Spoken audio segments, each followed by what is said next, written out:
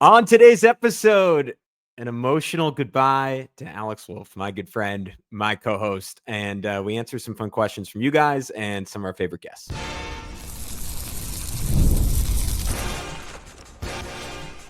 You are Locked On Knicks, your daily New York Knicks podcast, part of the Locked On Podcast Network.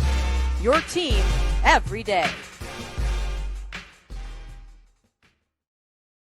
Hey, what's up, guys? My name is Gavin Shaw. I'm a credentialed media member that's been covering the New York Knicks for nearly a decade and the Saturday co-host of the Locked On NBA podcast. He is, sorry if I'm blowing your eardrums out, the fantastic Alex Wolf. Nearly 7 years on this podcast, editor-in-chief of The Strickland, the greatest Knicks website in the whole wide world. Check them out on all forms of social media over at thestrict.land. This is your last two shows here, but you are continuing over at the Strickland. So if you miss having this is a gross way of describing it, but it's the first thing that came to my head. Somebody said some Alex-scented Knicks coverage in your life. Continue to follow the Strickland on all forms of social media. A bunch of other talented people work there, some of whom you'll hear from in this episode. This is the Locked On Knicks podcast, part of the Locked On Podcast Network. Your team every day, your daily podcast on the New York Knicks, giving you the most detailed insight on your favorite team. We are going back, or geez, this hurts. At least I am, to 5 whole days a week in September. So be sure to join thousands of other Knicks fans in subscribing on both YouTube and your favorite podcast platform for the best insight on your favorite team every single day. On today's show, we are going to go over via some questions submitted from some of our favorites, from some of you guys who have been tuning in for a long time. Some of your favorite moments, Alex, hosting the podcast. Some of the toughest stretches to cover, which is a question we got from two of our good friends, and then we're gonna split off into a part two, and we have a whole bunch of other good stuff from a bunch more of our friends. But before we get into all that, I want to remind everyone that today's episode is brought to you by Monarch Money. Take control of your finances with Monarch Money. Use code LOCKEDONNBA at monarchmoney.com for 50% off your first year. Wow, we're here. For those of you who missed it, Alex, I'll leave it to you. I know you mentioned it at the end of last show. Did you have anything else to say before we got rolling here? No, I mean, hey, I'll close out the next episode with, more of what I started with James. But yeah, basically I had I mean, you've heard this privately for months now. I kind of just reached a point where I feel ready to move on from the show. I have a good full-time job that I really like. I have a new house that I moved into with my wife this year. Like, we're thinking about maybe doing a little family planning. I don't want to jinx it, but like, we're thinking about it. I kind of just am at a point in life where the grind of doing a 5-day week podcast was getting to me. So I was initially going to see it through September, but this is like, it's not a fault of theirs or anything, but some things changed within the Locked On network where we had to sign new contracts basically. And that was going to have to be on September 1st. And so my end date got pushed up a month just because I was like, well, I'm not going to sign a deal and then back out on it a month later. So I was going to leave right before the season, get kind of my last licks in September, but now we're here. We are Labor Day finish for me here. So yeah, these will be my last 2 episodes. All right, well, we're going out with a bang because we have some great questions for you. First one comes from one of my favorite guests we've had on over the last few years. Some of these guys we've been talking to like quite literally since the first or second week we've been doing this together. XJ, only the last, I think maybe 2 years ago we had him on for the first time, maybe a little bit sooner than that. But man, one of my favorite guests, hopefully plenty of future appearances from him. And I thought he had a fantastic, a lot of these questions were like slightly asking you to recall bad memories. I wanted one that started with the positive. So let's start off with XJ. Yo, Alex, it's XJ. Man, congrats on an incredible run on Locked On Knicks. Really sad to see you go. You are a legend in the space, and that's for sure a big inspiration to me and what Jeff and I do. Absolutely. My question for you, man, is if the Garden raised a banner to honor your Locked On Knicks era, what would it say? So what would be printed on it? It could be a take, a moment, an inside joke, anything you want. What would you have hanging up there in the rafters at MSG? So I want to preface this with we didn't prep you on any of these. These are all off the cuff. So this is a challenge, but I'm curious what you think of that one. Yeah, it's actually really funny. You tried to set this up as a surprise, but you used the Locked On Knicks account as like your main account, and I did accidentally see that you were soliciting these questions. But then once I saw that, I said, no, I'll be good. I'll be good. I'll keep the surprise. Yeah. I'll keep the surprise. So yeah, this is a cool question. First off, that was way too kind from XJ. I don't know how I could inspire anyone. He does way more good work than I've ever done in like a year and a half's time. So he's kicking butt. I won't break our curse rules, but maybe one more for You the could. road. No downside for you. Yeah, exactly. Yeah, what are you gonna do? Fire me? Anyway, yeah. So as far as what they would put on my banner, first they'd have to credential me and let me into the freaking building. Shout out the New York Knicks that still have not learned a damn thing about new media, or the fact that our podcast probably got more listens than the New York Post sold copies in the last year, and yet New York Post and all the various media places. That's not even a knock on them. There are lots of seats. So hey, this will be my last public.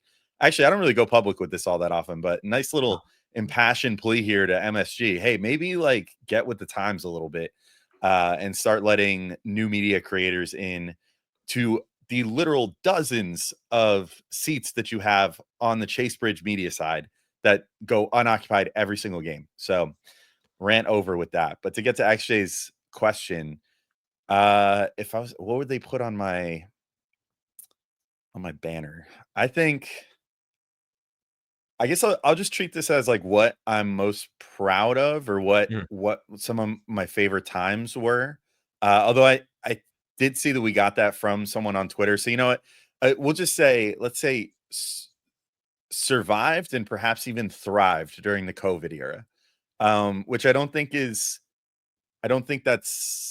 unique to podcasts. A lot of podcasts kind of popped off during the COVID-19 pandemic. It was where a lot of people kind of like uh made their living or started something new in media that they were able to find an audience for because everybody was inside. But that said, I don't know. I'm actually kind of curious what your answer is for this too, because really this is, I mean, it's not just my last show, it's the end of our partnership here and doing the show together. But to me, the COVID era, I was always really proud of the fact that like we managed to, that was way back when we weren't on YouTube yet. We weren't, it was just audio. They weren't quite as strict, especially once COVID hit and we were like shut down. They weren't as strict about like how many episodes we had to put out every week or whatever.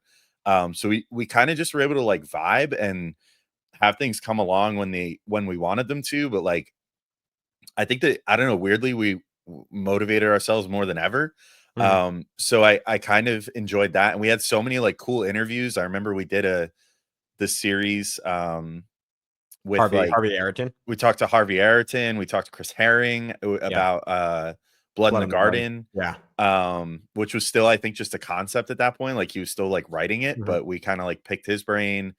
We talked to Seth Rosenthal. Like we did kind of like a Knicks through the ages, and that was probably my favorite like series. So yeah, I am probably giving a little too much away as far as the favorite memories. I'll think of a different one for when we get to that question. But yeah, I would say like on my banner would be like survived and thrived in the COVID era. That was pretty big for me. I was always kind of proud of how that whole time went, and honestly, I think it did pretty good with it. That kind of set us on the launch pad of like doing pretty. Look, if I wanted to just go like achievements wise, I would be like made it to what, like number 10 on the iTunes charts during this past postseason, which was crazy. Like it was insane to look, and like I know they weren't putting out as many episodes or whatever, but like to see like our freaking show above like Paul George roommates, Paul George, whatever, like all these like player podcasts, like and right there with like whatever, like Club 520 and like all the smoke and all that crap, like that was pretty cool. So I mean, I feel like the COVID era kind of let us gel in a good way and let the show gel in a good way, which then put us on that trajectory. So I think that would be where I'd have to kind of like put the stamp. But I'm curious what your answer is too for our run here. Yeah, I mean, first of all, I'll say like of that COVID stretch, like I know that was like a tough time for us doing the pod, and like without getting into details, like I was going through a lot personally, and I still like think back on that a lot, and I appreciate you sticking by me through that stretch. And I think we like, even though it was like a very rough period, like we came out better for it. And I think I don't know if it's not particularly catchy because I also did not prep for these specifically, but like the fact that we like improved with the team and the merit, like, and not that I'm not that I'm like not proud of the work we did early on, because I think we were doing good shows. I think we were doing fun shows, but I think we both put in like one, just the network grew and like the expectations were higher, but like I think we both got a lot better over 7 years doing this. And like I know like as this team got better, and I think fans rightfully demanded like, hey, there's such a depth of Knicks coverage if we're going to give you the time of day, especially if we're asking you to give us 5 days a week, like it needs to be up to that standard. And hopefully you guys agree with this. I think we've hit that, especially these last couple of years, and we've made sure, because it is like, again, like there are real jobs out there, and there are people like I live in Arizona, right? There are people like working like roofs and like housing during 125-degree days. So while acknowledging that, like it, and you've said as much on Twitter, I know, like it is a grind to ensure that you're like consistent and you're putting in effort every single night when you're doing this 5 days a week, and you're doing, I don't know how many, 250 shows a year or so. And I like to think we've done that, and I'm really proud of that. So that'd be my answer for XJ. But coming up next, some of the tougher times covering this team over our, man, there were a lot. I don't know how you're gonna be able to pick just one. We'll get into that in just a sec here on Locked On Knicks. But first, for one last time, for me at least, I want to let you all know that this episode is brought to you by our friends at Monarch Money. Most people can't name all their financial accounts or even what they're worth, whether it's 401ks, properties, or investments. And when you don't have the full picture, you can end up leaving money on the table. That's why there's Monarch Money. It's an all-in-one personal finance tool that brings your entire financial life together in one clean, easy-to-use interface on your laptop or your phone. Monarch is built for people with busy lives. If you've put off organizing your finances, Monarch is for you.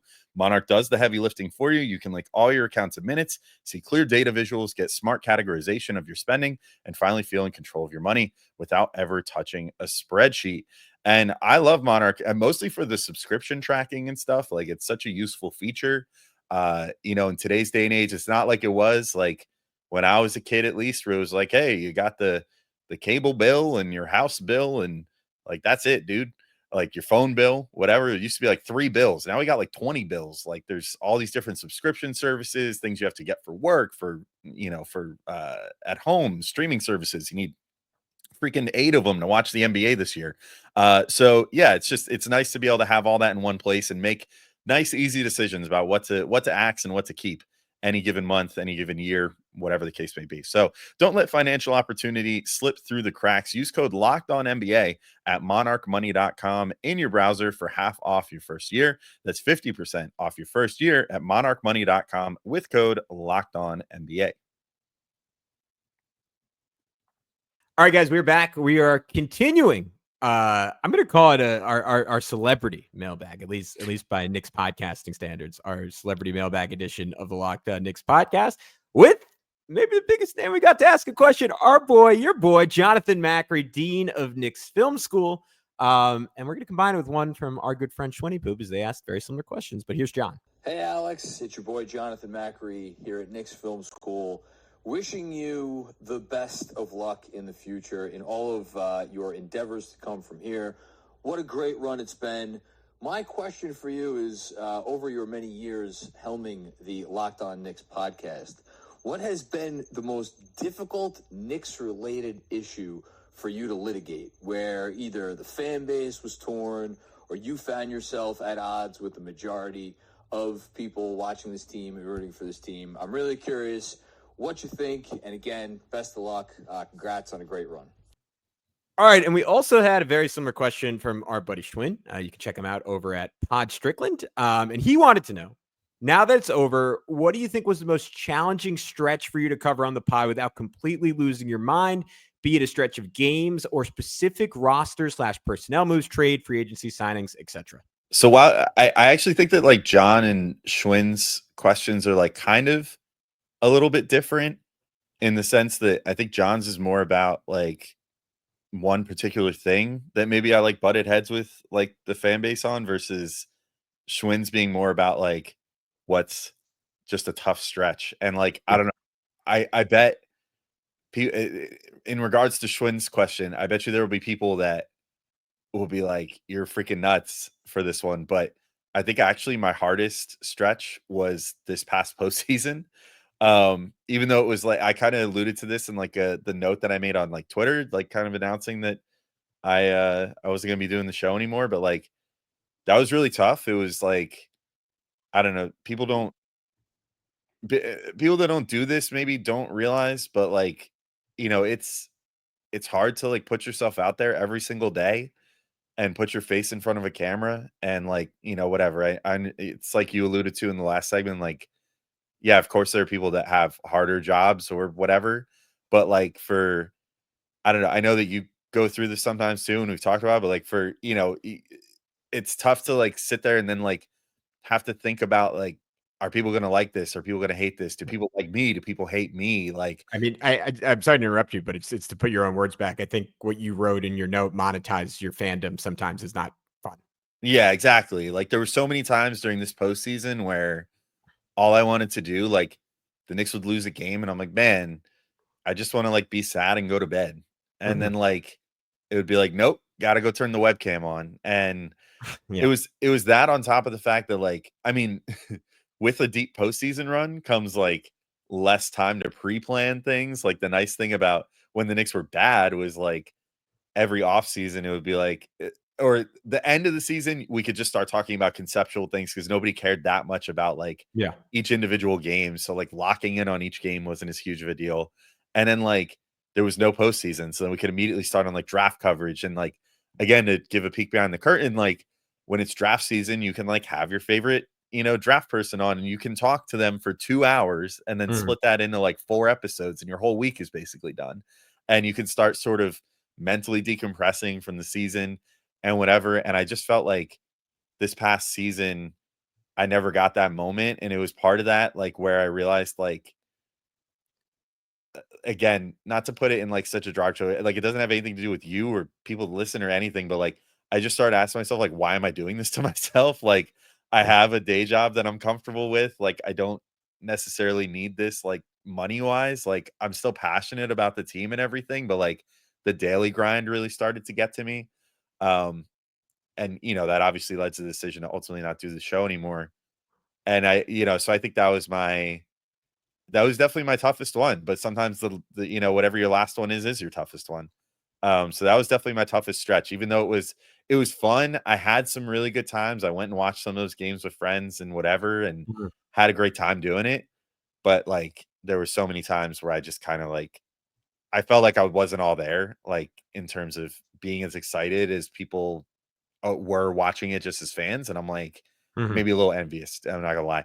And then as far as like things that I get the most pushback from fans on, Probably Tibbs, right? Or yeah, you're trying to find something more specific than that. Tibbs was a big one. I mean, yeah, we were like very anti Tibbs early. Probably, I guess, a little too early, if we're being honest. Like it was the 22-23 season. Yeah, he was playing Alec Burks over Emmanuel quickly. I don't know. I don't know if they're Yeah, wrong. or sorry, But the 21-22 season. yeah, Sorry, 21-22. yeah. But yeah, I mean, we were like really out on him then, and I guess in retrospect, maybe it would have been nice to get someone else in place before now. But there's no denying. Like, look, he Totally. got them in the Eastern Conference Finals this year for the first time in a quarter century. Like that's cool, whatever. But yeah, I mean, Tibbs still is somehow. There's still people that are making noise about Tibbs like months after he's been fired, being like, "How dare you besmirch Tibbs?" Like in our YouTube comments and stuff. Maybe also like, and I mean, you and I both get certain comments about this, like being like, "You guys are too obsessed with threes and blah blah blah," and like this, that, the other. Like, get out of here with the modern offense, blah blah blah. I don't know. I would say just there were so many things that people disagreed with me on for various things, but I think probably the Tibbs thing was the biggest one. still one of the biggest lightning rods in I think he was the biggest lightning rod in the time that we were covering the team. So I think Tibbs for me is the thing that I look back on. And you know what? I bet you if you asked the question asker, if you asked John that question, he would probably say Tibbs as well, because I know that he often came down sort of more on the glass half full side with Tibbs. For sure. And you and I were more on the glass half empty. And I think everybody, no matter what your stance was on Tibbs, There's anger. You caught anger from someone. Someone was either telling you're an idiot for loving him or an idiot for hating him. So yeah, it was. I think Tibbs is probably the right answer for that.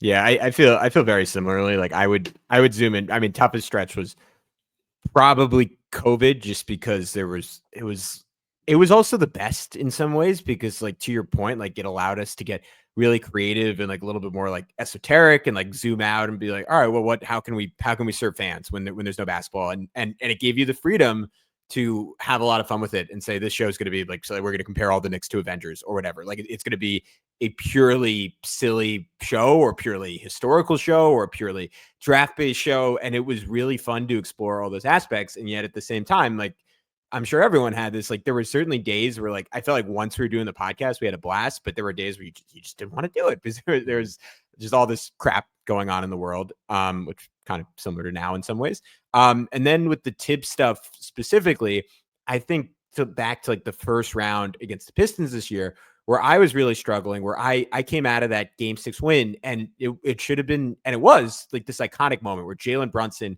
takes on Asar Thompson, who I think, like barring injury, when it's all said and done, is going to go down as like one of the great defenders of this era, right? And just cooks him. And it's just another signature moment for a guy who I think is going to go down as the greatest Knick of all time. And you wanted to come out and you wanted to be celebratory. And you and I think we're just like, again, behind the scenes, like we were burnt out. And I just had this feeling of like, great, they beat the Pistons. They are about to get smoked by the Celtics. And we were setting ourselves up for like this all-time vitriol, like comment section as fans, like just depressing, going on air and just be like, well, it happened all regular season. Boston beat them by 30 every night. And it was a good lesson for me that like, all right, maybe I don't know as much as I think I do, because they came out and won. And I do think there was some luck in that. And some of that was Boston's health, but some of it was like, there were special qualities in this team. And I think we've both been sure to mention all offseason, like Tom Thibodeau deserves like an immense amount of credit for this team's resilience, this team's fight, and a toughness that Boston, coming off a championship, just frankly didn't have in the same way at the end of those games. And yet, like, just that feeling of like, I think we'd been calling out what seemed like the problems, and that the fact that Tibbs did not seem to recognize what they were. And some people would say, well, you guys still weren't proven right. That's not why they were struggling. I don't know. I think we were right. I think people a lot smarter than us who were calling out the same issues were probably right, in terms of some of the lineup optimization stuff. But at the same time, when you're harping on that every single night, 5 nights a week, like it's not fun to keep saying the same thing over and over again and seeing it play out. It's very frustrating. Feels like you're hitting your head against the wall. But we're going to come back. We're going to get into a question from, oh man, maybe my all-time favorite guest, certainly one of them, our buddy Prez, and perhaps some fan questions, time pending. If not, we'll save those for part 2. We'll get into all that in just a sec here on Locked On Knicks. Locked On wants to hear from you. We put together a survey to learn more about our listeners and make your favorite podcasters even better. This is your chance to tell us what you like, what you don't, answer questions about our advertising. Go to lockedonpodcast.com/survey to get started. Everyone who completes the survey will be entered for a chance to win one of 10 $100 Amazon gift cards. Again, that's lockedonpodcast.com/survey. You can also find the link in the show notes. Thanks so much for helping us out. All right, we are back to wrap up part 1 of the Goodbye Alex edition of the Locked On Knicks podcast. And we're going to send off this part 1 with a question from one of the legends of Locked On Knicks, and maybe our most versatile guest, Alex, in our tenure, because he was flat out just one of the best people analyzing this team on a day-to-day basis, and also one of the best draft people. And this is not his full-time job. He has a very serious, very real full-time job, right? Has a wife, I think, recently had a baby, if I'm remembering correctly, but I'm not supposed to reveal too much about him, because as far as you know, I found out his real name today for the first time. His name is Prez. Let's get the question. Yo, Alex, boss man, dictator in chief. It's your boy Prez submitting one last draft question for you for Locked On Knicks. Here it is. What do you think Pacome Dadier's best game with the Knicks this upcoming season will be, stat-wise? Stat wise, I'm actually well. First off, I'll mirror what you said about Prez. Mm. Easily one of my favorite guests, favorite people in this space. One of the smartest dudes. He'll randomly he'll drop a banger draft piece, and then every once in a while he dusts the keyboard off and writes something about just the Knicks at large, and it's instantly revered amongst everyone that reads. I mean, he wrote probably our most popular piece of all time for Strickland this offseason, just off the dome about he researched it. It wasn't fully off the dome, but Mm. just came up with this idea one day of just I'm gonna write the ultimate this is why Tibbs got fired piece. And it was, I think, generally regarded as one of the best pieces of writing of this entire offseason. So Mhm. I love Prez. I love working with him. That's not changing anytime soon. But yes, he is a new father, which is awesome. So congrats to him for that too. He had the best Knicks edition this offseason. But yeah, as far as Pacom's best game, how dare Prez ask me a draft question, quite frankly, first off. Although it's not really, this is more of an incumbent Nick question. But oh man, I actually kind of think that Pacom's gonna maybe get a shot this year. Mhm. Maybe I'm being a little too hopeful. But I would be willing to bet he has a game where he gets, I think it's mostly going to be points. I think he's going to come in and flamethrow Yeah. one game, get what I maybe semi early garbage time. It'll be a game where the Knicks are kind of up already, Mhm. and then he'll get put in the third quarter and then play I don't know, 12 minutes or something. And he will get 15 points on 6 of 9 shooting. Nice. And 2 of those will be threes. I don't even know if the math is mathing on this. He'll get Mhm. some free throws. Yeah. And Yeah, it's four free throws. He could do that. there we go. Okay, cool. And then 2 rebounds Sure. and a steal and no Mm. assists. He's just going to be out there gunning. That's it. That's if that happens and I don't make a prop bet on that, Mhm. I'm going to be so mad. So don't remind me, anyone, if that stat line actually does happen and that I could have hit up some back alley bookie somewhere and made Mm. $1 million. I could definitely make enough to retire Yeah. on that stat line alone for a $5 bet. So The guy if anyone taking that wants to take bet it, go definitely for has it. a hook for a hand and Yeah, something like glass that. Yeah. eye. Yeah. Mhm. Or is somehow the Italian mob is still in full effect. It's a full Sopranos thing, and just go Mhm. find Polly Walnuts somewhere, RIP. That would be pretty cool. But yeah, yeah, that's my prediction for Prez. Hopefully that is sufficient.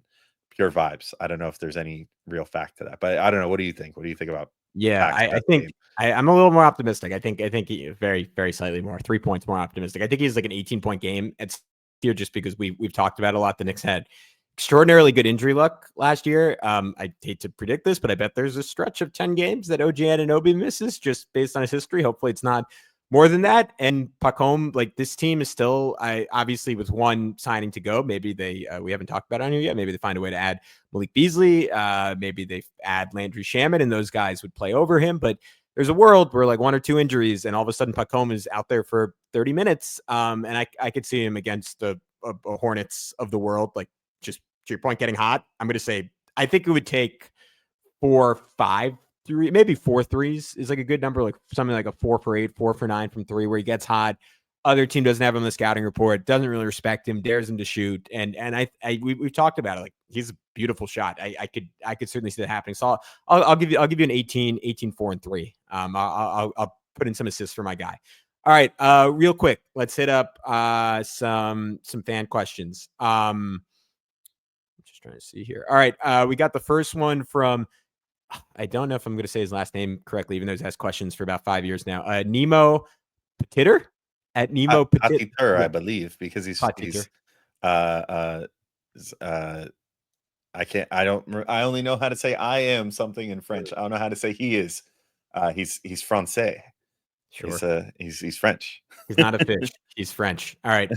And he wants to know what would be Alex's, this is a wild question, Locked On Knicks hosts all-time ranking. What is Alex's favorite memory / episode? James Marcita number 1. Easy, I think. Yeah. And then I guess What are I you gonna can't. say, but I guess you and me, and then Dubin. I'm not gonna lie, I didn't really listen when Dubin was on, so it's tough for me to say. But shout out to Jared Dubin who started the show, obviously. But James is number 1. That's all that really matters. I doing that show with James earlier this week was cool because I hadn't talked to him in a while, like in this format. I talk to him almost like every day, just like texting, Mhm. like as we talk on like Strickland chats and whatever. But getting to do a show with him was pretty fun. He's the GOAT, man. He's so fun. He had so many fun, stupid ideas that we did back when the show was a little less serious, and Mhm. that was, I mean, obviously he helped get me the job here too. So yeah, that's my ranking. All that matters is that James is at the top. Yeah. Everything else is just gravy at that point. Yeah, You I and I think have to be tied though. I think we're tied at the hip. I don't think you can really I'll do take anything. that. I Yeah. would say a level of creativity and charisma that just I don't really there's a lot of great people doing Knicks content out there. I think James was one of one, and to your point, shout out to Jared, who is, I mean, just flat out like one of the smartest people covering the NBA, one of the most dedicated people covering the NBA, and still doing it at a really high level. All right, what was again? This is a tough one. We've done 2,500 at this point. We used to have big celebrations at the big episodes, but I think we no longer know what the number is. But we've done somewhere close to definitely over 2,000 episodes. So this is a hard one off the cuff, but do you have a favorite memory or episode that we did over the years? I'll pull a different one. Yeah. Other than I guess our like I said, the go-to, like the Harvey Ayrton one, I Yeah. think was really cool. Uh-huh. Um, I'll actually say one of my other favorite episodes was one that came together really quickly, and it's still to this day, even though it doesn't even have video on it, and I think it's got a dead link. I don't care. Mhm. Our still pinned to our Twitter.